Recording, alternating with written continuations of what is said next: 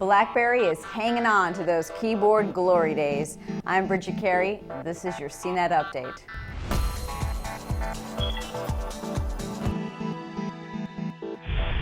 BlackBerry revealed a new smartphone designed to appeal to those hardcore fans that love the signature keyboard.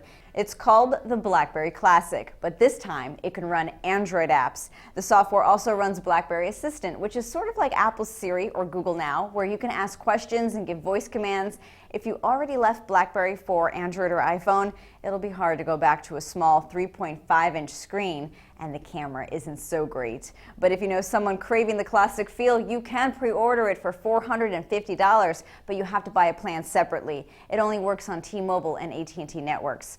Moving from the past to the future, get ready for more Google Glass copycats as other companies put their spin on wearable displays. Sony has come up with a way to turn any pair of glasses into smart glasses with an attachable concept. A small display is snapped onto your frame and a picture's beamed onto the lenses. Sony says you may want to use this for sports so you can see stats in front of you.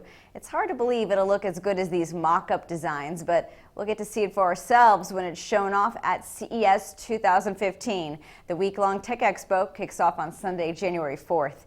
And while Sony goes after Google Glass, TAG Heuer goes after the Apple Watch. The head of the Swiss luxury watchmaker has told reporters the company's going after the smartwatch market and has entered in several partnerships to do so, according to Reuters. It may use Intel processors to create fitness tracking watches. The Apple Watch won't come out until sometime early next year. And when it does, it'll stand out among other smartwatches for one reason: Apple Pay. You'll be able to use the watch to pay with a wave of your wrist. Apple has announced dozens of new banks and retail stores are accepting Apple Pay now, including SunTrust, TD Bank North America, and Commerce Bank, as well as Staples, Winn-Dixie, and Albertsons. That's according to the New York Times. But the company has also been busy lately dealing with a lawsuit surrounding iPods and iTunes. On Tuesday, Apple was found not guilty of anti-competitive conduct in a trial that has been lingering for nearly a decade.